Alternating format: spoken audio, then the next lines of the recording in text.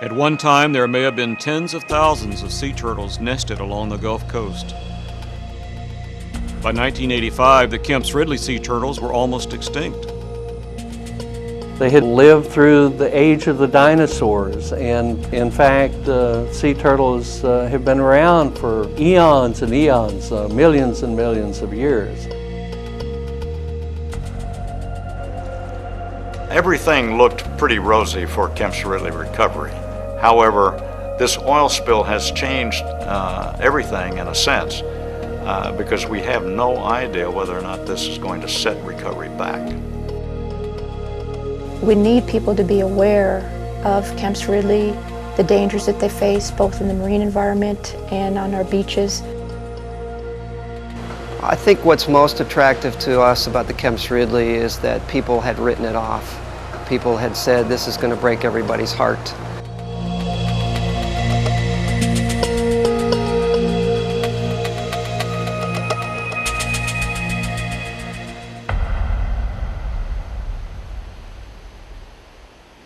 For many years, people hunted and killed these magnificent creatures for their eggs and shells. Many were trapped in fishing and shrimp nets and drowned.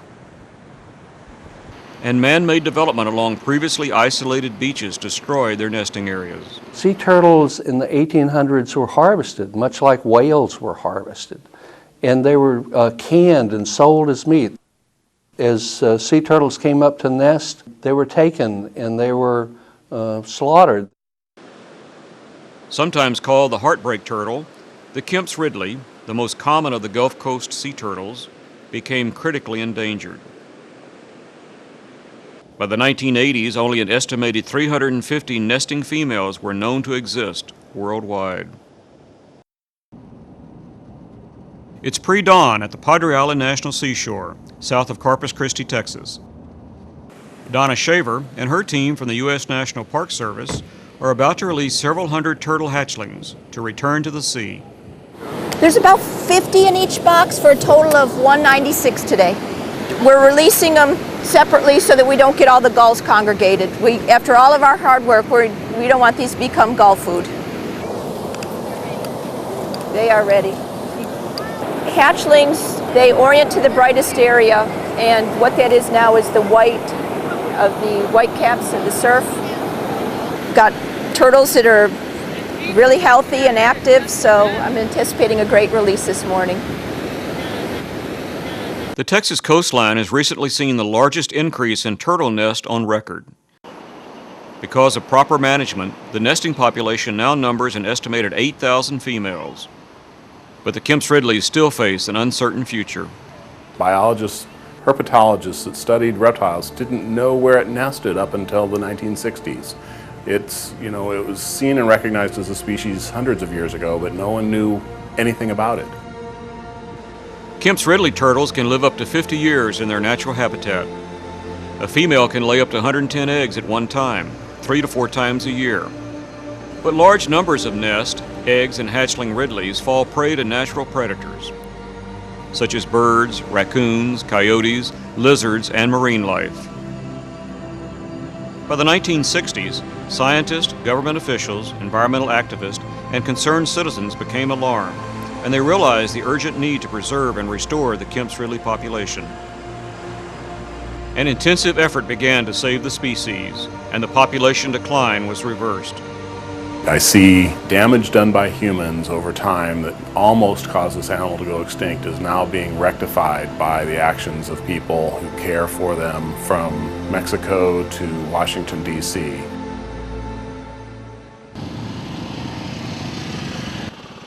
The team from the National Park Service is working hard to find turtle nests and move the eggs to incubators. When they have hatched and are ready to go back to the water, the hatchlings will be released along the coast. We greatly impacted this animal. It's just a wonderful species to work with and for the public to see and for us to know is out there in the wild. And we've got real hope that we're going to see this turtle species recover and be around for hopefully millions more years. The Kemp's Ridley has faced such a hard struggle to survive that it is often called the Heartbreak Turtle. In the book, The Great Ridley Rescue, there is a very good explanation of why the Kemp's Ridley is called the Heartbreak Turtle. And it says, this kind of turtle would struggle to the point of death when captured and laid on its back on deck. And fishermen believed that it died of a broken heart. Thus, it became known as the Heartbreak Turtle. One group that is focused on public education is HEART. HEART, which stands for Help Endangered Animals, Ridley Turtles, was founded by Carol Allen in the early 1980s. This grassroots organization reaches out to students to engage them in the plight of the Kemp's Ridleys. Education is a key to conservation of sea turtles. So the HEART program was very, very successful in building public awareness. I want people, of course, to be educated about sea turtles, but it goes beyond that. People need to care about them. HEART became part of the Sea Turtle Restoration Project in 2002. They work together to educate the public and promote marine protected areas and swimways where shrimping is not allowed. They are also seeking recognition of increased nesting on the upper Texas coast in the federal government's recovery plan for the Kemp's Ridleys. The group started the 866 Turtle 5 information telephone line, and they develop public beach signs, school programs, and other educational campaigns. Because of the signs that the Sea Turtle Restoration Project has funded for the beaches, many turtles have been saved.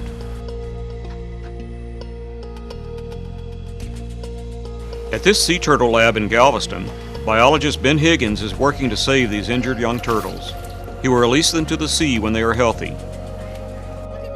Students from area schools visit the lab.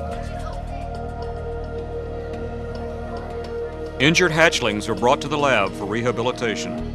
This is the NOAA Fisheries Sea Turtle Hospital. We are the Sea Turtle Hospital for the upper Texas coast. We handle all sea turtle strandings and nesting from basically the Louisiana border to Freeport, Texas. These are 4 Kemp's Ridley hatchlings that hatched from a nest that went undetected in front of the San Luis Hotel, right in front of the seawall in Galveston.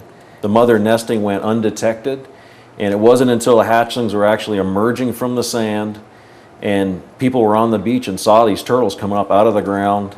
They called us. We would not even have known this nest existed if the public had not called the 1-866 Turtle 5 a number and reported this. They probably would have got run over with the next load of beach umbrellas that was taken off the beach, if not trampled by the beachgoers or eaten by dogs. As recently as the 1940s, 40,000 nests could be seen on the beach near Rancho Nuevo, Mexico. When a large group of sea turtles arrives to nest, it's called an arrabata. Certainly, we see the Kemp's Ridley as being the Gulf of Mexico turtle. This turtle for many hundreds of years probably nested in great abundance at its main nesting ground, Rancho Nuevo, Mexico, about 180 miles south of Brownsville, and may have used other portions of the western Gulf as nesting and as foraging and breeding grounds. What we have found over the years is the typical turtle nests every other year, but some turtles will nest year after year after year. But we were down to about 300 nesting females for the year of 1985, and that's a far cry from 40,000 in a day. Today, along the Mexican Gulf Coast, several thousand Kemp's Ridleys arrive every year between March and August. Volunteers search for the eggs and remove them to a safe location for incubation. Later on, they will be released to the Gulf. Dr. Rene Marquez is a scientist who lives in Mexico. He recalls his work at Rancho Nuevo beginning in the early years of the program. I was working with the Kemp's Ridley the first time in 1965 in Rancho Nuevo. When I was first time on this beach, the quantity of turtles was very high, and I was able to see big arrivals of turtles on the beach. One thing that is very interesting of these animals is that they are coming to the beach during day, and because of this phenomenon, we are able to see a long distance of the beach, and we can see how many turtles are coming and how many turtles are going back to the sea, and also many turtles making the nest. And it is a big phenomenon, and I think it's one of the marvelous of the wildlife. For about a little more than 2 decades, the population has been growing exponentially. So from a dismal outlook from the mid-60s when conservation efforts started down in Mexico to the present time, it's really turned around, and it looks promising for the future. Even though the turtles are surviving, the increased human population, the remaining threat from commercial fishing, and the dramatic rise of development along the Gulf Coast continue to threaten the survival of this species. Saving the Kemp's Ridley is a true international effort between Mexico and the U.S. Mexico has done a fantastic job. It is a binational effort, but they're Mexican beaches, and they've done a fabulous job in protecting them from development, from fishing during the nesting season. Well, it shows, for one thing, that binational or multinational efforts can work. You don't just operate within your country if the species leaves your country. We need to continue with virtually everything we're doing with Kemp's Ridley. Nestled among the large tourist hotels on South Padre Island, Texas, is a unique organization called Sea Turtle Inc. It was founded in 1976 by Isla Letcher, who had relocated here from New Jersey and quickly became known as the Turtle Lady of South Padre Island. She loved children, she loved education, she loved awareness, she loved nature, and I think the island brought all these into play for her. Isla Letcher became so concerned about the plight of the Kemp's Ridleys that she turned her home on South Padre Island into an educational center and brought students in to see the turtles up close. She had a wonderful charisma about her, and she was a wonderful speaker. She was on the Johnny Carson show, David Letterman. They just loved her. Her reputation just grew. Her legacy is that the Kemps are alive, that they're still with us. Sea Turtle Inc. is dedicated to the protection and recovery of sea turtles. Jeff George is the curator of the facility. We see a variety of traumas, boat strikes, fishing hooks, a lot of predation, predator attacks. We do see parasites. We see bowel obstructions because of plastics. There's a whole scenario of things. We're never sure what we're going to get. Success rate historically is about 75 to 80%. So 8 out of 10 animals generally go back to the wild. We're very important in educating the public. We see thousands of people, visitors to South Padre that come in, and we give them little presentations about endangered sea turtles. All along the Gulf Coast, turtle patrols search the beaches for signs of nesting and new eggs. Beach patrols are also vital to our conservation efforts. They're a lot of work. There are many groups along the Texas coast that are working very hard on these beach patrols. This is the beginning of our daily patrols of the west end of Galveston, which is approximately a 38-mile round trip. These patrols last anywhere from 4 to 5 hours, in which patrollers are basically riding right above the tide line, looking for, first and foremost, evidence of nesting, and this primary evidence is in the form of basic crawl or tracks where the turtle has come out of the water and is seeking dune environment in which to nest, and then she will repeat that crawl back into the ocean. It is crucial to locate the nest and protect the eggs anywhere on the coast. When eggs are found on the beach, they will be moved to corrals where they are better protected. The corral is a chain link fenced area on the beaches, much like the corrals in Mexico on a smaller scale. Our corral holds up to about 100 nests. All right, we're going to check this nest, so it ought to be hatching any day now. We're not seeing turtles yet, but what we're seeing are these eggs are dimpled, meaning they're not full, which means they're getting ready to pip. Pipping is when the turtle breaks through the eggshell. Dr. Andre Landry is a professor of marine biology at Texas A&M Galveston. The killing of turtles for meat, the killing of turtles for leather, for curios, things like that, led to the demise of the nesting stock. And then secondly, the incidental capture of sea turtles in commercial fisheries, primarily the shrimp fishery. Turtle excluder devices, also called TEDs, were designed to prevent the turtles from being killed by allowing them to escape after being captured in shrimp trawls. Turtle excluder device has been a very important device in the recovery of the Kemp's Ridley turtle. It's helped save many sea turtles from death. If the TED is working properly, when a Kemp's Ridley gets into it, when it becomes aware of being caught, it can get out. There's a hole in the net and it can get out.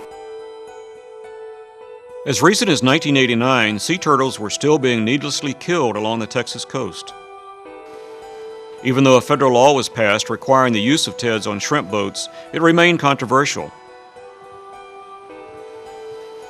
Many in the shrimping industry strongly resisted the TEDs. One group of shrimpers even went so far as to blockade the busy port of Houston. Hart and other groups worked tirelessly to convince authorities to enforce the law. Elementary school students from all over the country wrote letters to government officials urging them to do something about it.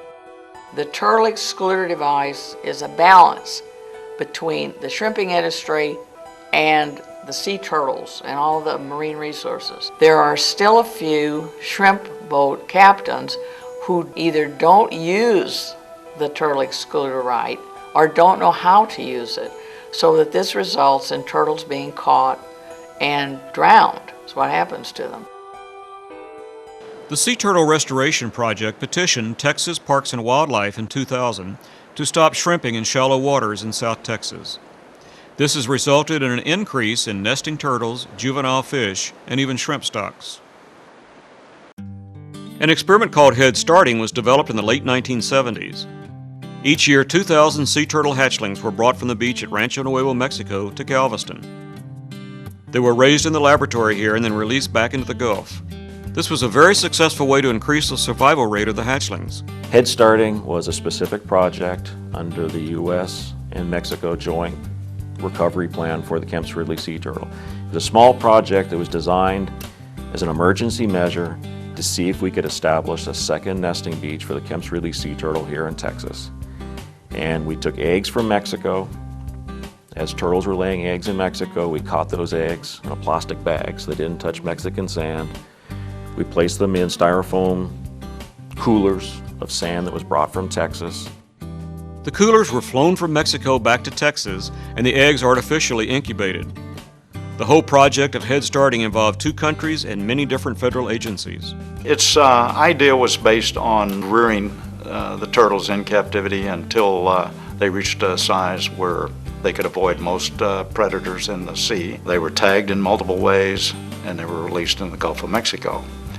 And then after that, the problem was trying to locate what happened to the turtles over time, and we hoped that eventually they would come back to nest at Padre Island National Seashore.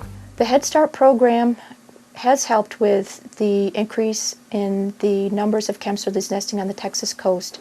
We have had confirmed returns from turtles from a variety of year classes. Tony Amos runs an important facility at Port Aransas, Texas, called ARC. ARC was started to rescue and rehabilitate injured animals and return them to the wild. The agency handles more than 600 animals a year and specializes in sea turtles and birds. Well, this is the turtle room, and we have, not sure exactly how many, but quite a few sea turtles ranging in size from recent hatchlings to Barbarella over here, who weighs about 150 pounds right now. They face a number of dangers, both natural and man-induced. We find that most of the animals that come in here needing rehabilitating are because of things that we as human beings do, either meaning to do or just carelessness on our part in the environment. I think the future for the Kemp's Ridleys is looking up now. There is no doubt that we've had a great increase in the number of nesting turtles, not only in the National Seashore, which was the original idea of the Head Start program, but also all the way up and down the Texas coast from Sabine to Boca Chica. Vehicular traffic along Texas beaches is a constant threat to the survival of the Kemp's Ridleys. What we need to do is to continue to work very hard at educating the people that are driving on our beaches that they need to watch very carefully for nesting. The Kemp's Ridley turtles can blend in tremendously well with the sand and the vegetation, and they need to slow down. Dr. Joe Flanagan of the Houston Zoo treats injured sea turtles at the Galveston Laboratory of National Marine Fisheries. I believe that it is recovering now, and I believe that in the very near future we'll see recovery and downlisting of the Kemp's Ridley. When that happens, we'll not be able to drop our guard because the turtle won't be as at a high of a risk, but any kind of action, we need to make sure that our beaches are protected. The Kemp's Ridley's fight for survival is far from finished. In fact, it is more important than ever to educate people about the destruction of these fragile nesting areas. Experts agree that conservation efforts must be continued to help ensure the survival of the nesting turtles and their eggs. Jack Woody is retired from the U.S. Fish and Wildlife Service, where he spent many years working with the Kemp's Ridleys. Most of our other sea turtles are threatened or endangered also. The Kemp's Ridley was the closest to extinction of any of them. It's the only one that's, I'd like to say, has been really brought back and recovered to a great extent in its natural habitat, its natural range. It's a long-lived species. It's quite a thrill for people if they're walking on a beach to see, a turtle or tracks where they've come up and dug a nest. They're fascinating animals. One of the worst environmental disasters in U.S. history, the BP Deepwater Horizon oil spill in the Gulf of Mexico, may prove to be catastrophic to marine life. Some marine biologists believe the disastrous oil spill in the Gulf will make it extremely difficult for the Heartbreak Turtle to survive. I think everyone in the United States is just heartbroken about what's happening. The first year of the Kemp's Ridley is called the lost year. And the baby turtles go out there and get into seaweed or whatever and float around and grow, and then they come back to shallow water later on. The oil turtles, if they can't be found right away and cleaned up, they're going to die. It's a tragic, tragic situation. It may take years before scientists will know the full impact to marine life caused by the 2010 oil spill. We know that oil is not a good thing for eggs all the way through adult sea turtles.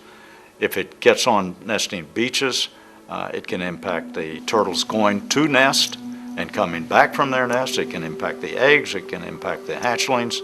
Once the turtles are at sea, all life stages at sea can be exposed to being coated by oil. They might ingest oil. In March 2010, a binational draft revision of a Kemp's Ridley recovery plan was announced. Even though the population of the Kemp's Ridley is increasing, it's still on the endangered species list. The recovery plan recommends continued use of the TEDs on shrimp trawls and protection of nesting beaches. The plan strongly encourages more public awareness of turtles nesting on the beach. It is important to protect and recover Kemp's Ridley sea turtle because it is an endangered species, and it's required by the Endangered Species Act of 1973 as amended. The Endangered Species Act was signed into law by President Nixon. We also have a moral obligation and responsibility to protect the natural environment and its inhabitants. We're seeing increasing numbers every year, which is very encouraging because the first few years of the project it was just going down, down, and down. And to have one species that seems to be pulling itself back from the brink of extinction is very heartening. People need to remember that the sea turtles are just one of a population of wildlife that we need to protect. We should be able to be stewards of the creatures, the plants, everything else. The impact of the Gulf oil spill on Kemp's Ridleys may be overwhelming, and it will be years before we know the full damage to the species. The oil spill may have set back one of the world's greatest conservation successes. The Kemp's Ridley overcame the odds because of decades of public support and effort and resources by the U.S. and Mexico. The two nations worked together to save the species from extinction. The survival of the Kemp's Ridley is again up to us.